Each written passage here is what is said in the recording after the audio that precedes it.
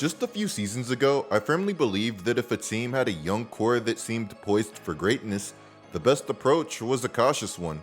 An approach that avoided risky moves and fully embraced the valuable long-term competitive window that they'd been granted. However, recent shifts including the new CBA and the harsh reality of how fragile that these windows can be have significantly altered my stance. The Memphis Grizzlies are a perfect example of just how fragile that things can be. The Memphis Grizzlies almost had everything. They had a superstar high-flying point guard in Ja Morant who could pack out any gym, a bulky but crafty flamethrower in Desmond Bane, and a modern big who was allergic to rebounding, but who was also a 7-1 freak that could change the game on defense, winning the DPOY award in the 2022-23 season, and who also had a growing offensive arsenal.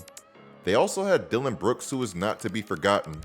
He was an elite mess of a hard-nosed defender. Brooks was that love him if he's yours, hate him if he's not kind of player. He was also someone who wanted to prove to everyone that he was also a high-level shot creator, and that would go how it went. But what Brooks lacked in shot IQ, he more than made up for with grit and attitude. Just a short while ago, the Grizzlies seemed destined to become the NBA's next big thing, playing with speed, courage, and a swagger that either excited or annoyed, depending on who you asked. I say depending on who you ask because to many observers, the Grizzlies' so-called confidence bordered more on arrogance than actual self-belief. Who do you look at around the league as you're studying and say, we're going to have to run through them? Celtics. No one in the West? Nah, I'm fine in the West. They would not be fine in the West. But at one point in time, it really did seem like with the right moves that it could be a possibility. That time is now long gone. But before we go any further, if you are enjoying the content, then be sure to drop a like, subscribe, and turn on notifications. I know it all seems super small, but it's all a great way to support the channel. Regardless of how anybody felt about it, attitude defined the Memphis Grizzlies. From Ja Morant's crazy dunks to Dillon Brooks loudly trash-talking anyone who had ears, this team wore its confidence proudly like a badge of honor, and nobody showcased that confidence more than Ja Morant himself, the driving force behind the rise from Memphis.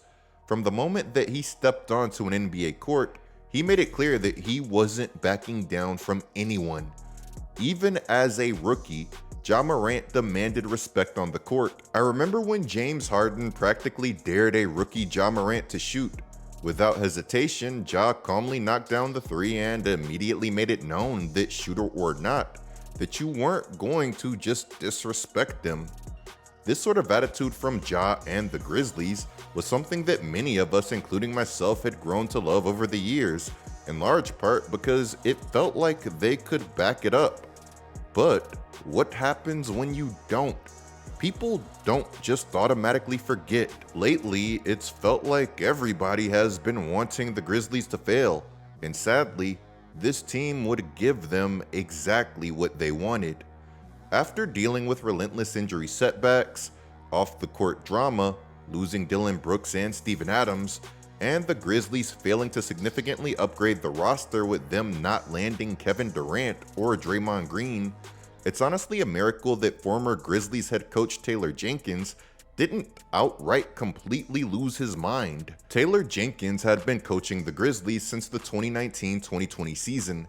That's the same year that Ja Morant won Rookie of the Year. Taylor Jenkins was another one of those not talked about enough pieces that helped the Memphis Grizzlies get to where they were. But ahead of last year's playoffs, the Grizzlies decided to pull the plug on him after 6 seasons, as they felt that he'd lost the locker room and as they also wanted to better optimize Ja's game. This move felt inevitable, especially given all of the turmoil in Memphis and the Grizzlies' near total overhaul of their coaching staff the previous year. Aside from Jenkins, Patrick St. Andrews, and Anthony Carter, the team brought in 6 new assistants, clearly signaling a shift in direction. Among those assistants would be Isolo, who was actually named the interim head coach after Taylor was fired. Isolo was a proven winner who had recently coached the Euro Cup championship. Him, along with another new assistant, LaRoche, would be tasked with turning Ja and the Grizzlies' offense from a pick-and-roll centric offense into one that emphasized pace, quick read and react actions, off-ball movement, and space. At first, Ja Morant sort of seemed to buy into the immediate new changes with the coaching staff, saying that I'm seeing a lot of different looks now, and that I'm getting a lot of catch and shoot opportunities, back cuts, and catch on the run stuff. So I feel like it plays right into my hands and allows me to get better looks and not have to create so much. But when asked how he felt playing off the ball more, he didn't seem too happy about that, saying if that's what it is, whatever the coach want to call, man, I'm fine with it. With this new system, the Grizzlies would mainly beat up on bad teams and have some struggles against good ones. As the novelty wore off and the Grizzlies superstar Ja Morant was averaging a career low in touches, average touch length, and dribbles per touch, Taylor Jenkins would do what any sane man would do: try to make their superstar happy and optimize them. He started calling more screens to appease Ja, but amid a number of issues, the Grizzlies just kept losing, not being able to win enough to save Jenkins' job, before he was inevitably fired ahead of the playoffs. It's noteworthy that LaRoche was also fired and has been cooking in his role as a consultant for the Heat this season. Ahead of last season's playoffs, Isolo would be promoted to head coach with an attempt to provide a spark and clarify the team's offensive vision, but the problems just kept rolling. After this firing, Ja would wage a war with the NBA, as he taunted and celebrated to their dismay. He'd get fined $75K, but that wouldn't stop Ja. The NBA's problems with Ja's celebration had him vowing to continue finding more creative ways to celebrate. To me, this whole thing just felt like a giant distraction that the Grizzlies didn't need ahead of the playoffs, one of the many that the ultra-talented Ja Morant has provided. The actual playoffs would get ugly. The Grizzlies would lose their first 2 games in their series against the Oklahoma City Thunder by a combined total of 70 points. With a chance to keep the series alive at home, they'd build a 29-point lead in Game 3, but Ja's injury would change everything. Up 27, Ja Morant would fall victim to the shenanigans of Lou Dort. I've said this before, and I'm going to say it again. You won't find a bigger advocate for the physical playoff atmosphere than me. I'm basically one of those old heads that's always going on about back in my day, except I might be worse. But even I gotta admit that this play by Lou Dort was reckless at best. What is he doing here? What is the best case scenario? I've seen players tossed for much less. Instead, he walked away with a common foul and Ja Morant eventually being ruled out for the rest of the game. I've seen Tim Duncan get tossed for laughing, but you couldn't toss Lou Dort for this? Everything would fall apart. Being down an elite ball handler, OKC would dial up the pressure as Memphis looked helpless. Everything was going bad. Within striking distance and 38 seconds remaining, their 7'4" center Zach Edey couldn't even win a jump ball against the 6'4" Lou Dort. A 29-point lead would be successfully blown as the Grizzlies fell to 0-3 before being swept. And instead of taking another step forward this season, this offseason the Grizzlies would lose a key ingredient to their success: Desmond Bane. Just as he was truly beginning to unlock his potential as an offensive creator. The return that they got in that Desmond Bane trade was crazy though. I am making that trade with no hesitation too. For unprotected first and a pick swap, you just have to do it. And you could see why Memphis felt compelled to shake up their big 3 anyways, with things stagnating over the years. But as collateral, Ja Morant now found himself having even less to work with as he tried to fit into a system that he didn't really love. That's not meant as an excuse for Ja, who's undeniably had a rough start to the season.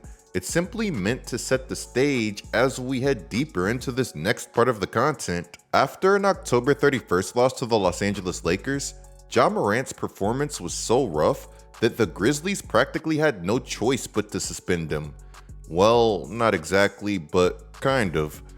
Ja shot just 3 of 14 from the field and missed all 6 of his 3-point attempts, but the real issue came afterward. According to Shams, the suspension actually stemmed from a post-game confrontation where head coach Isolo openly challenged Morant's leadership and effort. This made Ja respond in a tone that was deemed inappropriate. When he was asked about his performance post-game, he said this. What went wrong to you today? Go ask the coaching staff. Do you feel like, there was anything you could do differently, I guess? You go ask them. They had a whole spiel in here, so. From the outside, and the outside may be wrong, but from the outside, it didn't look like you had your usual energy tonight. Go ask the coaching staff why. Okay. You feel like you should play more? Go ask the coaching staff. Should I play more or not? What could have been done different to get a different outcome other than asking the coaching staff? According to them, probably don't play me, honestly. That's what basically the message was after, so it's cool.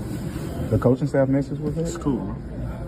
We good? You didn't have anything physically wrong in terms of illness or anything? Oh, no, you were I'm under good. the I'm weather? fine. Okay. I'm fine. All right. He said go ask the coaching staff if he should play more or not, and that basically, according to the coaching staff, he was better off not playing. The scoop here via Brett Siegel was that the constant in and out substitutions that Isalo had been doing began to wear on Ja Morant, and that led to a halftime interaction between the coaching staff and the players, where Ja was challenged to be better and lift the team's energy. Obviously, Ja didn't like this, and that showed in the second half. Siegel says that Clutch Points wasn't able to get what happened verbatim, but basically things ended with Morant telling Isalo that the constant substitutions weren't working, and this was the reason for everyone's lack of enthusiasm. Basically, Ja was mad that the guy was doing some YMCA style substitutions to keep everyone fresh and playing with a lot of energy, when what that can do to a player like Ja is completely take him out of his rhythm or stop him from getting into it. Ja would continue to look a bit out of it following his suspension, going 5 of 16 from the field as he scored 18 points against the Pistons. After this game, he would be asked if he had his joy, and he'd say no. Were you and the coaching staff able to talk about what happened Friday and move on? Y'all asked that question to them, huh? What about for you? Y'all asked that question, so y'all know the answer to that. Do you feel like everything's been resolved? Yeah. They told y'all that, right? Well, yeah, but There we you didn't go. hear it from you. Obviously, they can't go and tell y'all something I ain't say. You feel like you got that same joy right now that we used to see from you? No. Why not? What can be done to get it back? We'll see. Do you think you have a good relationship with the franchise Yeah. in general? Yeah. They told y'all that, right? I didn't say anything about that. If I had a good relationship, I wouldn't talk to him at all. So, and we had our combos over these. Do you have any regrets about the way you played on Friday night in the second half? You said what? Do you have any regrets about the way you played in the game? I'm not talking about the That's your post-game home stuff. run question? Sound like a bait question.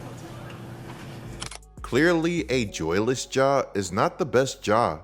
As you could tell, Ja was still clearly ticked off. After this game, Isalo would explain his frantic sub patterns, and let me know what you guys think about this. I would say I have a lot of understanding for the players who say this. I think a lot of players have been conditioned throughout their career to play in longer stints and to go find that rhythm, and basketball, just like every other global team invasion sport, is evolving, and the demands on the intensity are higher and higher, and we are looking to also adapt to the times, and that's one of the things, and yeah, a lot of planning, a lot of feel goes into planning the sub patterns.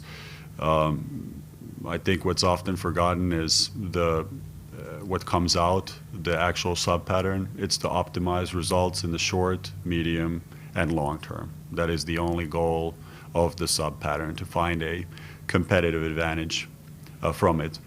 There's some, like, it's a good question to ask, because you could say, okay, what are you maybe not getting if you're getting intensity and pace being one of our key components to some of our, especially here in the early season, you might be sacrificing some, let's say, chemistry within the units because they might play shorter times together, or it might be more substitutions in an NBA game that already has a lot of stops in it. So I understand the concerns, and we're after the best overall result, like I said, in the short, medium, and long term. He sort of said what I said, except with way more words. If you were a high-level NBA player, do you think that you would like this type of thing? And if so, then please explain yourself. If I was the 10th man on the bench keeping my seat warm, I would absolutely love this kind of thing. But if I was a superstar that wasn't just there to collect the check and actually wanted to win and knew that we didn't have the team to pull something like this off, then I would be livid. It goes without saying that this has been a season to forget for Ja Morant. In a recent loss to the Knicks, a game the Grizzlies dropped by 13, Ja committed 8 turnovers and shot just 4 of 14 from the field, finishing with 16 points. While he did dish out 10 assists, that hardly makes up for his struggles that game. The 5 games leading up to this weren't pretty either, especially that rough 3 for 18 outing against the Thunder. We've touched on some of these performances already, but to really put it into perspective, here's his combined stat line over that span: 15 points, 9.2 assists, and 3.8 rebounds per game. Shooting just 27.6% from the field and a brutal 10.7% from beyond the arc. In another Ja Morant upload, I really want to dive deeper and break down his play, so subscribe with the notifications on so that you guys don't miss that. With all of this drama going on in Memphis right now, trade speculation surrounding Ja Morant has naturally started to heat up. Here's the latest buzz around the league on that front. Basketball Talk reported that the Grizzlies would either want a marketable star who can put fans in seats, or a major haul of picks and promising young talent in any potential Morant deal. But there's an issue with that approach. According to Mark J. Spears, Ja's trade value around the league is currently at an all-time low. Spears spoke to 4 executives, all of whom expressed little to no interest in trading for Morant. One cited his contract and off-the-court baggage as deal breakers, while another suggested the only feasible scenario would be swapping one problematic star for another. Spears also reached out to a coach for his thoughts, and the coach basically responded with, "Nah, I'm good." If I'm an NBA coach, I'm definitely not eager to become the next name on Ja's list. His value is going in the wrong direction. As according to ESPN, another exec suggested that Morant's value could be similar to Kyrie's when he was with Brooklyn. In that deal, the Nets received Spencer Dinwiddie, Finney Smith, a 2029 unprotected first-round pick, and 2 second-rounders. And the thing is that Kyrie is a much better player to trade for than Ja Morant, with how seamlessly that he slots in next to any star. Kai is one of the best second options in basketball, and there aren't any doubts about that. Given Ja's shooting inconsistencies, it's tough to envision him seamlessly sliding in next to a star or smoothly fitting into an established offense quite the same way. But that doesn't mean that a team getting Ja couldn't be exciting. If a team can get the good version of Ja Morant, then they might end up pulling off the ultimate steal. Per a team source cited by Amick, the Timberwolves are worth monitoring closely in this situation.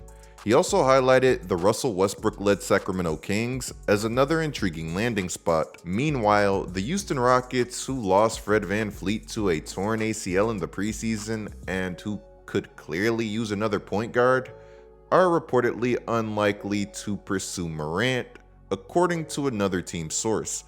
Amick emphasized that these possibilities are just a small glimpse into what could or couldn't happen if and when the Ja Morant sweepstakes officially begins. But do the Grizzlies really want to trade Ja Morant if they don't have to? According to Scoop B, that dude loves Memphis, so maybe they won't have to.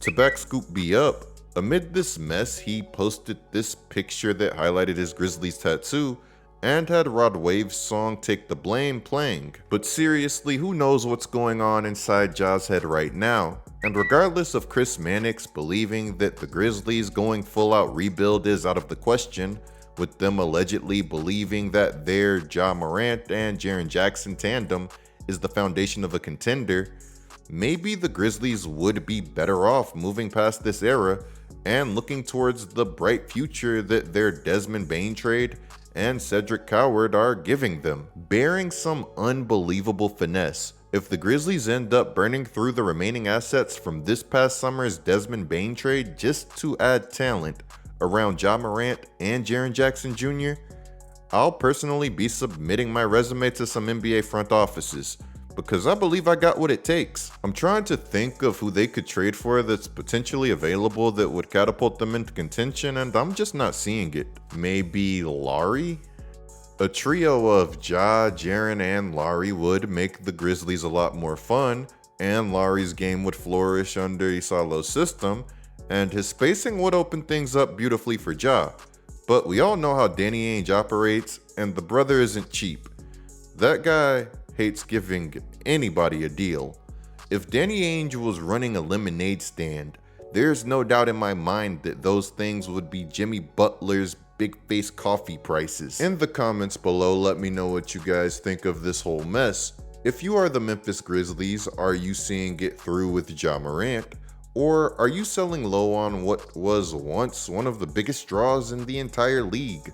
And now Ja is even missing games. This whole thing is a mess. If Ja really was up for grabs, who would you like to see take a chance on him? Ja on the Timberwolves would be too perfect. Anyways, there's some more in the basketball universe that we have to be covering, so clicking one of the videos that's on the screen right now is a great way to support this channel. I'm GetLikeCoop, bringing you guys the scoop until our next upload.